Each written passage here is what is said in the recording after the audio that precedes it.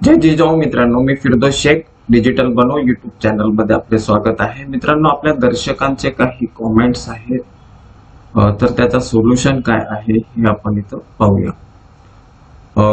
तर आपले एक दर्शक कॉमेंट्स करतायत, बार्टीमध्ये फक्त एका ठराविक समाजाला झुकते माप आहे। 58 जातींना नाम मात्र बोटावर मोजण्या इतके पोरांना संधी दिली जाते।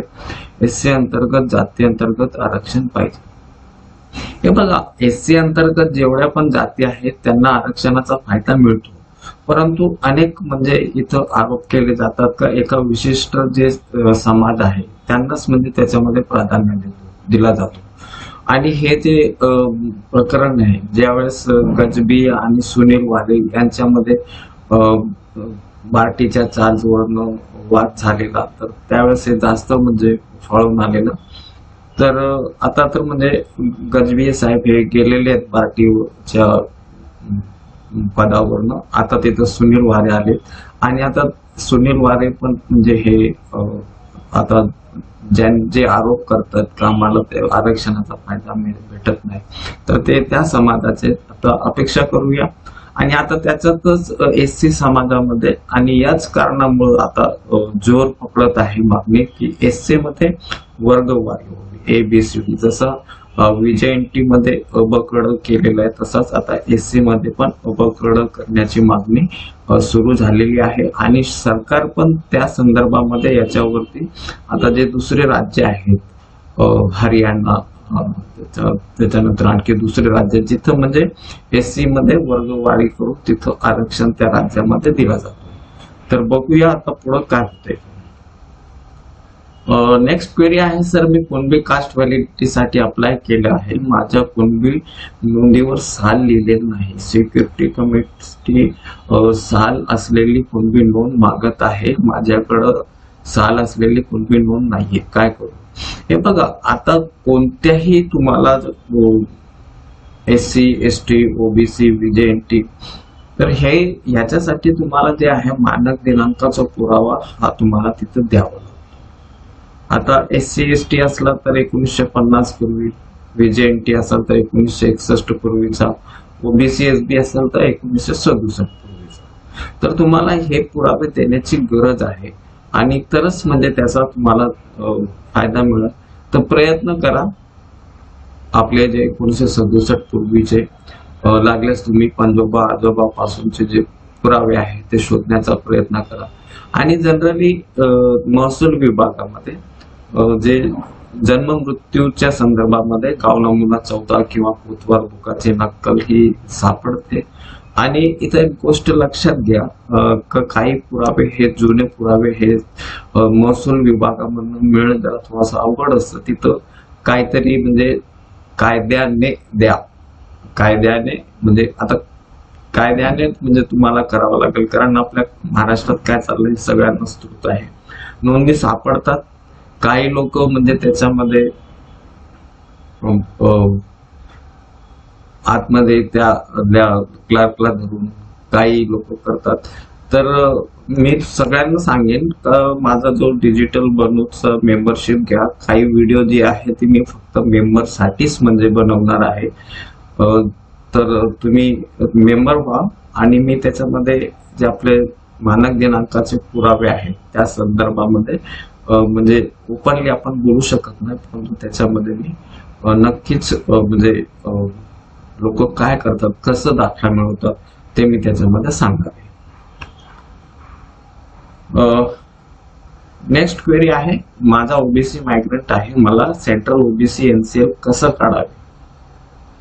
हे बघा, आता तुमच्याकडे ओबीसी मायग्रंट सर्टिफिकेट आहे, तर तुमचं जिथं सर्टिफिकेट आहे तिथनं पण तुम्ही एनसीएल काढू शकता।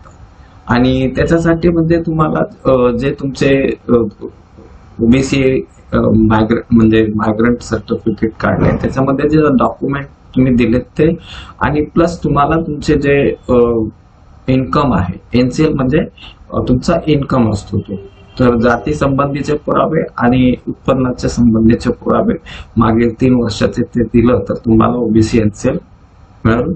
तुम्ही जिथं कास्ट सर्टिफिकेट काढलेलं आहे मायग्रंटचं त्याच तहसीलच्या सेतू केंद्रातनं किंवा माहिती सेवा केंद्रातनं तुम्हाला ते मिळेल।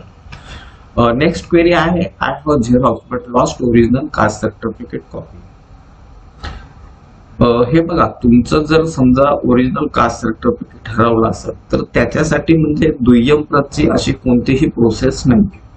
मात्र तुम्ही काय करू शकता, तर तुमच्याकडे ओरिजिनल आहे तर त्या कॉपीला तुम्ही सर्टिफाईड कॉपी म्हणून करून घ्या.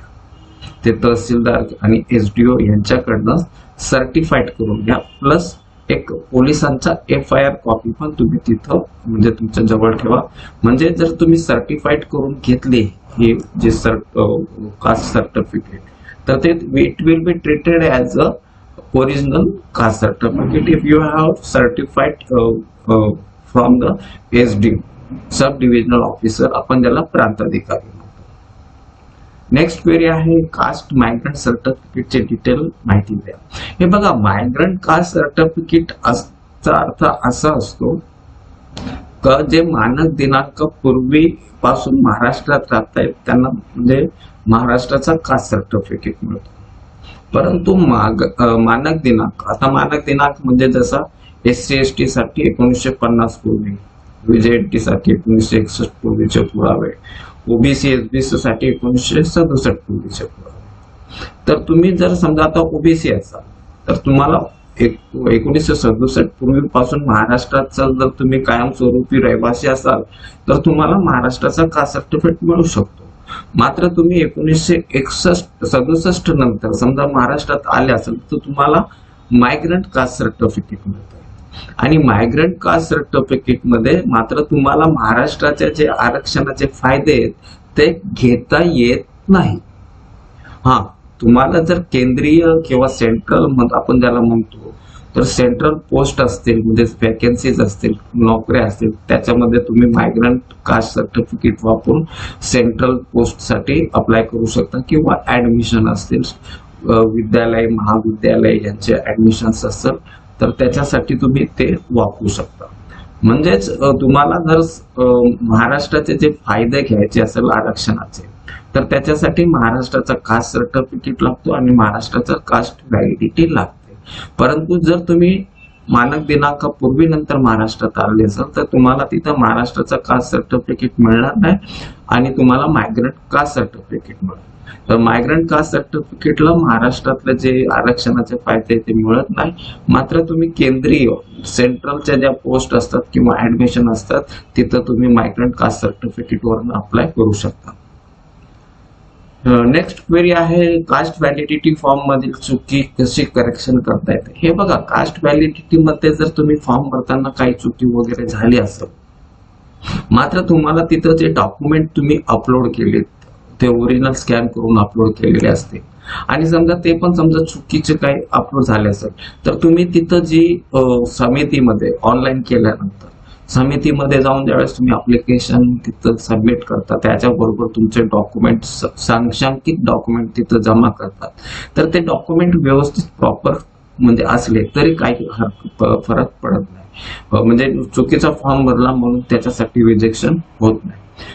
परंतु तुमचे जे डॉक्युमेंट तुम्ही तिथं अपलोड केलेले आहेत आणि समजा त्याच्यामध्ये पण काही राहिले असेल तर तुम्ही जी तिथं जमा करणारे डॉक्युमेंट आहेत ते व्यवस्थित द्या.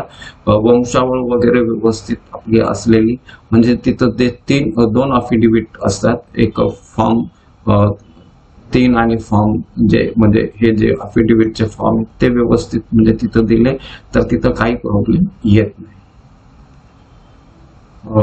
नेक्स्ट क्वेरी आहे, SC/ST OBC चे लोक शिक्षणाने प्रगती करत पुढे जात आहे. आज तरी श्रीमंत वाटत असले तरी लगेच आर्थिक निकष लागू करणे कितपत योग्य आहे. 700 वर्ष त्यांच्या पिढीचा छळ करून त्याचा विकासच होऊ नये अशी रचना मनुवादी विचारसरणी लोकांनी केलेली आहे. 700 वर्षाचा बॅकलॉग भरून काढायचं झालं तर आताच आर्थिक निकष तकलादू काहीच कामाचं नाही. हे बघा, हे तुमचं बरोबर आहे, ठीक आहे. 700 वर्षापर्यंत आपण म्हणजे ह्या मनुवादी संस्थेमध्ये राहिल्यामुळे त्यांनी अनेक आपल्या पूर्वजांनी म्हणजे छळ सहन केलेला आहे. परंतु आता काय झालंय का आता आपली जी हे म्हणजे SC/ST OBC म्हणजे हे बहुजन जो समाज आहे आता तो पण शिकायला लागलाय आणि त्याच्यात काय झालंय का काही ज्या म्हणजे समाजामध्ये ते प्रगत होत चालले परंतु अद्याप SC मधले काही समाज, आता समजा म्हणजे त्या समाजातले काही लोक पुढे गेलेले, काही आज पण त्यांची परिस्थिती एकदम दयनीय, तर म्हणून ते मी इथं म्हणजे मागणी केली जाते का जे प्रगत झालेत तर त्यांना आता म्हणजे आरक्षणाच्या फायद्याची गरज नाही, जे खरंच आता म्हणजे जे आरक्षण अंतर्गत SC मध्ये ज्यांना लाभाची गरज आहे, तर त्यासाठी हा म्हणजे उठाठेव सुरू आहे. म्हणजे याचा अर्थ असा नाही की म्हणजे आता जसं SC मध्ये म्हणजे जे काय म्हणजे आरक्षण मिळते तर ते मिळणार नाही असं नाहीये, परंतु ज्यांचा म्हणजे आर्थिक परिस्थिती एकदमच म्हणजे ज्यांचे एकदमच म्हणजे ते आज पण मागास राहिलेले, आज पण ते आर्थिक दृष्ट्या मागास आहे, त्यांना आरक्षण दिलेलं असलं तरी पण ते पुढे जाऊ शकत नाही, अशा लोकांना वर काढणे हे गरजेचं आहे. तर मित्रांनो, आजच्यासाठी आपण इथंच थांबूया. धन्यवाद. जय हिंद.